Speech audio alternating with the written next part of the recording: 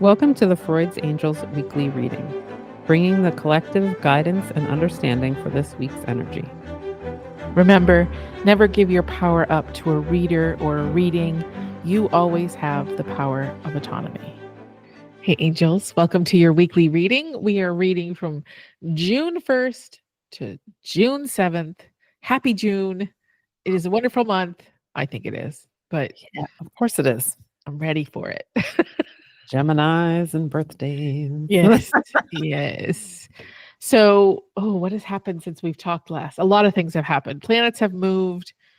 We're in this. I think we talked about it last week about God, my brain. Saturn moving into Aries.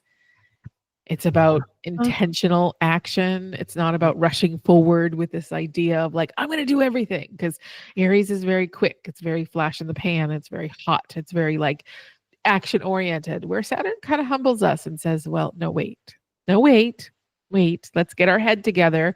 Let's like do this in a way that is methodical, do this in a way that is intentional, do this in a way that is true to us. It gives us permission to do something that we want to do. And I mean, It forces us to do it that way. That's yeah. how I, like, as you were talking, I was like, I hate this because I feel it. I feel, and you know how I feel about Aries. I'm like, am I in the Aries energy of trying to push? And yes, all of these things are true. I am very fiery about wanting what I want and wanting it now. And I'm being forced not to like to have to be intentional. And so I hate it. It tracks. Yes. Yes. So go find out what house Aries is in for you. What is it stirring up? What is it giving you permission to move forward, but yet in a very deliberate way? And check it out, because I think it's important to know. All of them are important, right? I was looking through my current sky scope on the Chani app today, and I was like, oh, a lot of it made sense, and a lot of it brought clarity to the things that are happening. And I'm like, I see why this is happening right now. Okay, all right, makes sense. It makes sense. So check it out. But what are the mermaids talking to us today about? Well, the mermaids brought out the truth card. Oh, girl. Yeah, I don't like it. I mean, not that I don't like it, but I feel like it's a deep dive time. When this came out initially, I thought of self-deception. Oh, I know. I was like, well, I want to put that card back. I did that on next week's card, and it came right back out. I was like, fuck.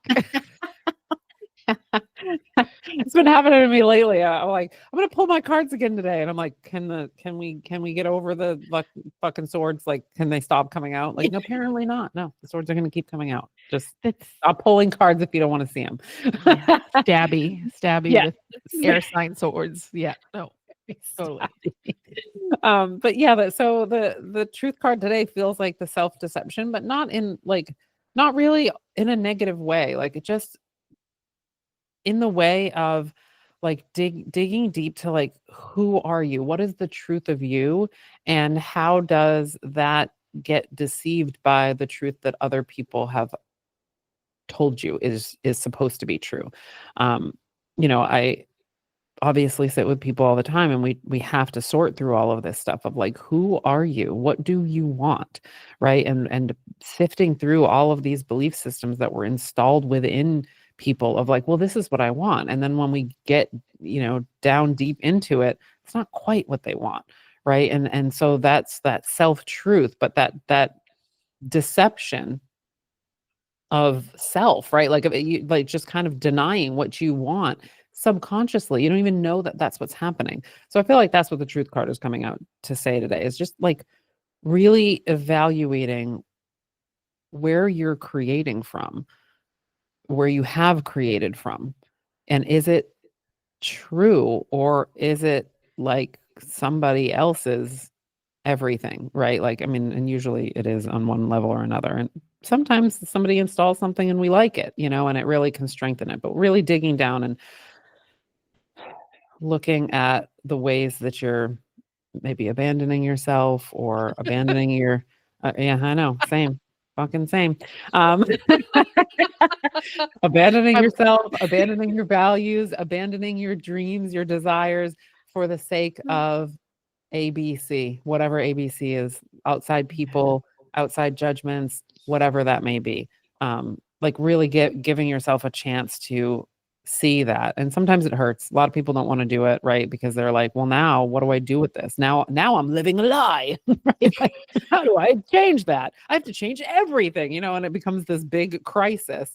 But it doesn't have to be a crisis, just because we discover stuff doesn't mean we have to do it right away. And I know as I say it that like, I push the same way. So I'm in your boat if you're like, well, I want to do it right away. Totally get it. But if we do everything swiftly, usually we miss something, and so we want to be able to have it be processed so that as we learn, as we take a step forward, we learn the things that happen on that step that if we go past it, we won't learn those things, and we'll create again from a non-truth. It'll literally just be, another shallow walk. And I think most of us are right now tired of the shallow walks. We're ready for some like real depth. I was laughing earlier because it was just it hit a little bit hard on I'm a little tender right now about the self-abandonment thing because it's like fuck. So I love that because some of the conversations I've been having internally, which is a lot because I'm a Gemini, there's a lot of internal conversations, have been about what I want to like, what do I want to bring into the world? How do I want to bring it in? What is it I'm bringing in? How am I being in the world? How am I sharing what I have, my gifts, my talent, my heart? What is it that I want it to be in the world? And so much of it has been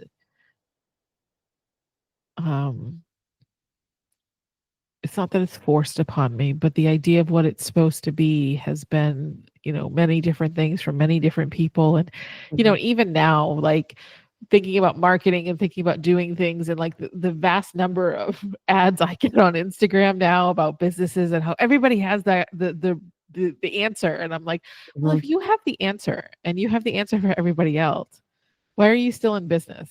Why are you still doing that? Why are you still saying that?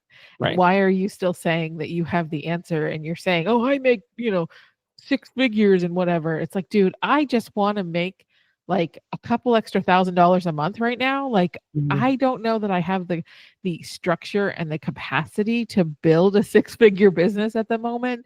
I'm not there yet. Doing it anyway. No. Well, and 6 figures is always gross. It's never about what they bring in because they have of all the expenses and all the things that they have to pay for. So really, it's a misnomer. It's a lie, to be honest with you, to get you to reel you in. But in seeing all that, I'm like, wow, I am under the impression that all these people have the answer and I do not. One of the things, I don't know where I put it. I don't know. I may have just been thinking it and didn't put it anywhere on social media because that happens a lot lately. But we look outside of ourselves for so much for the answers that we don't have it, that we don't know how to do it. And yes, there may be some things of I don't know how to do X, Y, or Z in a technical standpoint. Like maybe you don't know bookkeeping. Maybe you don't know like how to do a reel on social media. Maybe you don't understand like X, Y, or Z. That is understandable. That's where we go seek knowledge. But these people that want to sell you strategies and saying they have the answer make us feel like we don't. And that's the thing. It was like the one thing that I kind of woke up to, the deception I was giving myself, was that I didn't have the answer. And it's not that I have the answer, but I have the knowing of what I want to do. And it's like, oh, the core of where to create from. Right. What is it? What is it I want to share? How do I want to share it? Yep. I bought some things and I was like, okay, I get their point. I see the idea. I see what they have, but I can probably take a little piece of this and a little piece of that and make my own way. I am not going to tell you about like you have to do it now, or you don't have it and I have your answer, and I'm never going to do that to any of you, because in it, so it just lately Saturn and Aries, this is totally Saturn and Aries energy of just sitting with it and going, what feels good and what doesn't, and how much do I trust the universe will bring me the people that I need, and bring my information to the people. Like there's all these factors involved. And so much of what a lot of these training programs do is take the focus from in and take it out. Like, let me watch you, let me buy your course, let me spend thousands of dollars. Friends, okay. I was part of a 3-day masterclass, right? I paid for it. It wasn't free. Okay, I'm gonna whisper in case they're listening. They were selling a $20,000 coaching program for a year. Now, that's their prerogative. If that's what they want to do and they think it's that, then fan-fucking-tastic. But I'm going to tell you, if I have 20 grand to spend on coaching, I'm not going to spend it on a coach that coaches 500 million different people. I'm going to spend it on a very, very specialized coach, because I'm already doing great if I've got 20 grand to throw at a coach. Like I obviously know something about what I'm doing if I got 20 grand to spend. Exactly. Yeah. So I mean, critical thinking skills that like sometimes we lose along the way, and they come back and we're like, wait a minute. Yeah. Girl. No, and so I just feel like, okay, like how do we change the world, right? It's not up to me to change the world, right? First of all, any of us, it's not up to us. We can only work within the pocket of the world that we have. And then at some point it goes beyond this pocket and it gets bigger. But most of us, if you're starting out, you're doing, whether you're an entrepreneur or whether you're just a mom, or whether, I shouldn't say just, because being a mom is like 6 full-time jobs.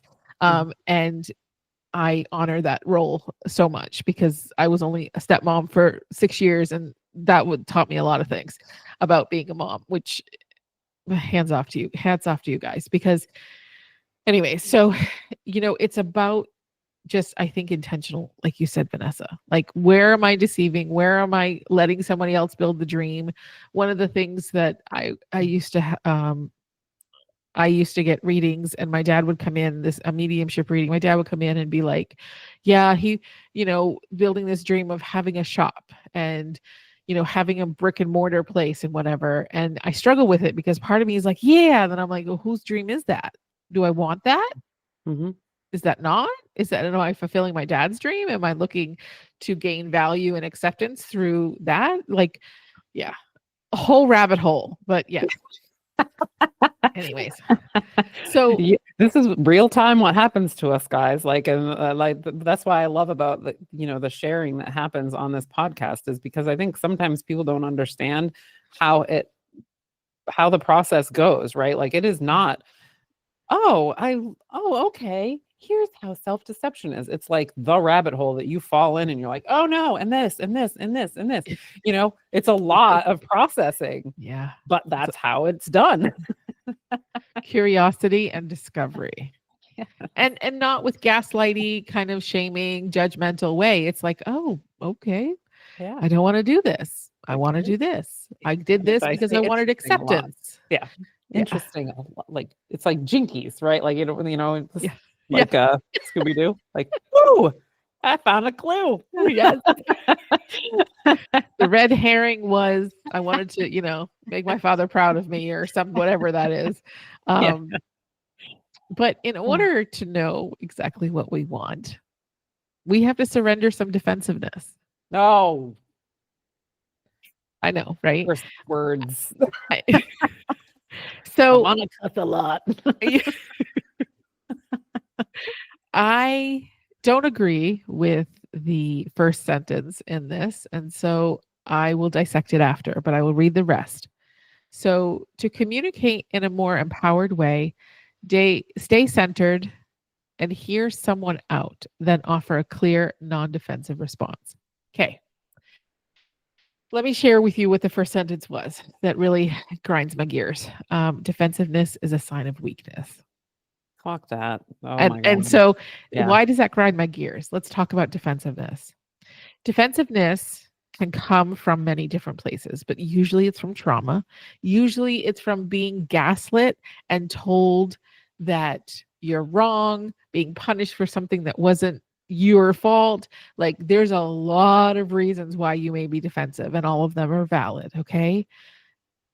The idea of this card and what we need to surrender about defensiveness, part of it is witnessing, seeing where you're self-deceiving, that you need to be defensive, that you need to prove yourself, or that or that person's idea of you matters so much that you want to defend yourself, or that you need to defend yourself. And so it's that stage of saying, oh, I get really defensive in that situation. Why did I get defensive? And this is when I read the last sentence about a non-defensive response. I'm like, ooh, neutral observer. This is where we get to practice that, because even if we don't know, or even if we're not sure what is happening inside of us, or our brain, or our nervous system, or our hearts, or whatever, stepping into neutral at least as close to it as you can, by just whatever that is, that helps you get through the situation to lead you to time for discovery. Because sometimes there are situations recently that I'm like, I just wanted to respond and I wanted to go on about it. And I was just like, Grace, it's okay.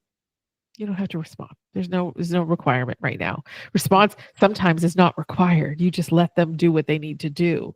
And most of the Because time it's not going where we think it's going to go anyway. It's right. waste. And it's like a hook. Mm. Some people know what to say to us to make us feel like we want to be defensive. My dad used to be a master at that. He knew exactly what to say to get you to be defensive and to get you to want to defend yourself. And he would do it all the time on purpose. But that's the hook, right? Yeah. Some people use that idea and know what we are defensive about as a hook. And the more we stay quiet or stay neutral, as neutral as we can get, doesn't mean that things aren't burning down inside, but just being quiet and not even kind of just going still and letting the moment pass, and then going into discovery and healing and whatever is needed from that moment, or understanding. That is so important, because I think the way we allow ourselves to feel like we have any power in a situation like that is by controlling where we're at, like what we're saying, what we're doing. We can't always control our reaction, because it's our nervous system, it's feelings, it's responsive. You can't control your reaction to it, but you can control what is outside of you, like what you say, Your behavior. and then take it in, and then take time to process in whatever way you need to. That's how we don't give the power away to the person that said, or the situation that made us feel so defensive. Yeah. Well, and the Libra in me, of course, is like, what did the card writer mean? Like, I just want to believe in the best of everybody, right?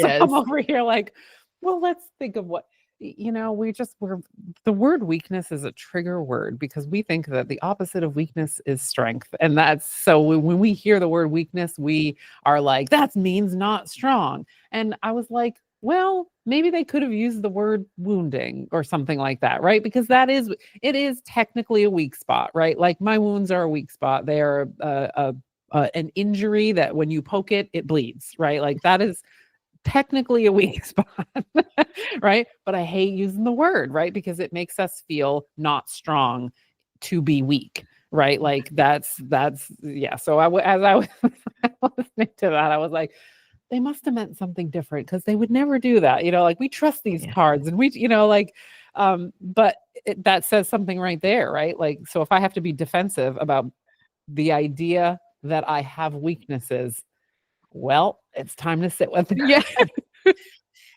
Yeah. It's time to sit with that and be like, oh, really? Yeah. So you have weakness doesn't exist within you whatsoever. We're not allowed to have weakness. Huh. So that's what that was my disassociating moment. of the day so far.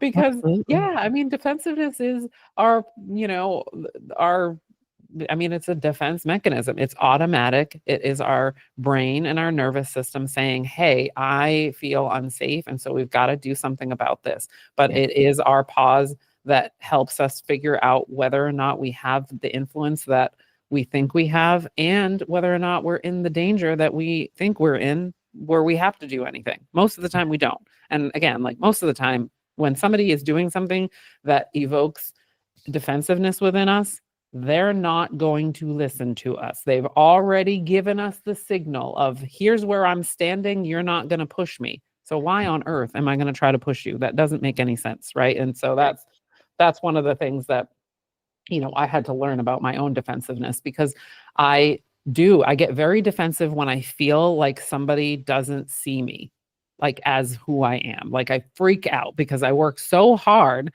to like be good, and so hard to be nice, and so hard to feel like to help people feel good, that man, I'm like, how dare you say I'm this, that, or the other, or not this, or whatever it is. Like I freak out and have to prove myself to somebody who's already told me that they don't see me. Like, what are you doing? Right. Like, and that's that pause moment of being like, how much influence do you really think you have, especially in this moment where you're being confronted by somebody who is also acting out? Like, you don't have any influence. They don't even stop, just stop. There's no need for that. You can sit with it. And if it's still important, in 5 hours and everybody's calmed down, then you figure out how to have that conversation. But sometimes you don't even really need to have that conversation. You got to get to your root part and have the conversation about the root part, and it's really just that idea of like, to put the two cards together, right? Like self-abandonment, the idea that I have to, like, what other people are doing is what I have to react to. Like, it isn't. We don't have to do that. Yeah. So Yeah. good times. I mean, it all sounds good. And later I'm going to be like, I don't want to do any of this. But it's here. So our money card for the week is money flows to me with ease and grace. And it does all the time. Does. What do we Absolutely. do with it is our choice, but Mhm. and it's funny because we talk about abundance a lot. We talk about manifesting, and one of the manifestations is wealth. It's always going to be wealth, because I think everybody has this idea that there's never enough. But one of the things that occurred to me the other day that I keep thinking about is like my struggle in getting my foundation made within the business, and finishing things like the website and getting the store up with the meditations in it, et cetera, and all of the things, right?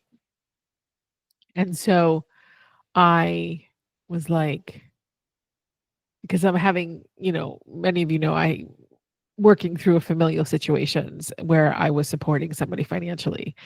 And part of me was like, is that why that there's parts of me that is resistant to finish these things, because I've abandoned myself by giving people the money I work so hard for to somebody else who doesn't appreciate it and doesn't participate in their life. And is I that said it so many times that my success can up levels when I stop giving to the person who's my current succubus, because they keep, it kept happening. I've now stopped it, but I've watched, oh, look, when you left this situation, things got better because they weren't meant to manifest through you. Yeah. And you're the one that's doing it. You're using your free will to let them manifest through you. They don't deserve it, so they're not going to get it. And that means you're not going to get it either. Hard lessons. Yeah. So sometimes we have to look at the things that we're doing, and we can do whatever we want with our money, but Sure. sometimes, I don't want to. Why would I want to make thousands of dollars each month in order to give it away to somebody? Like, Right. Because that's what's happening, right? Like I want it and then I'm going to complain about giving it away. Like, nope, that's Yeah. not how that works. Some conflicting stories, little Right. We got some self-deception. cognitive dissonance around here. Oh, friends, it's crazy. So yeah, so I wanted to let you guys know, if you've ever wondered about the Hollowbone journey, we've talked about it. We've had Phoenix on, and you just wanted to dip your toe, maybe take level 1. That's happening this week, Thursday, Friday, and Sunday for 2 to 3 hours in the afternoon, evening. I am going to do a 3-day intensive for the level 1, and this is a good one to dip your toe in. You want to like kind of open your senses more. You want to like connect with your intuitive guides, your angels, plants, mineral spirits, animal spirit, whomever, right? It is a really great way to understand how to open yourself up, do it in a safe way, and learn how to do it in a way that is, when we step aside, our ego steps aside, and we allow the messages to flow, and trusting ourselves with the messages that we're getting. And so that is happening this week.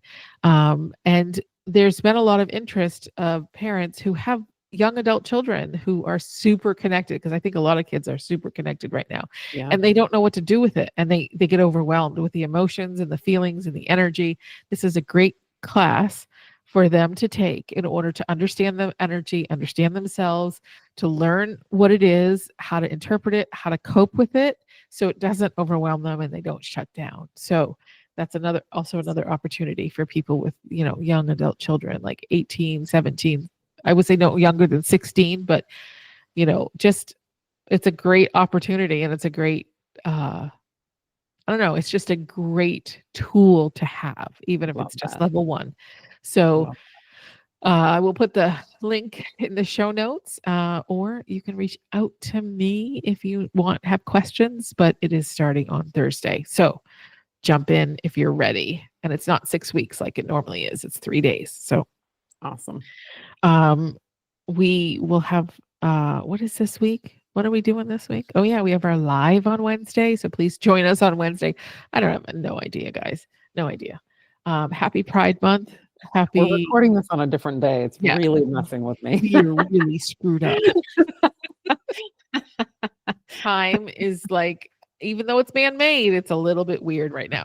Yeah. So yeah, join us on Wednesday live, 8:30-ish, 8:39. You know how we are. So we'll roll on when we feel like it. Yes. But yeah, if you need us, you know where to find us. And I hope you have a great week. Yeah, love y'all. Thanks for listening. We hope we gave you something to support your journey. Check out our Facebook or Instagram page to connect with us. Have a great week.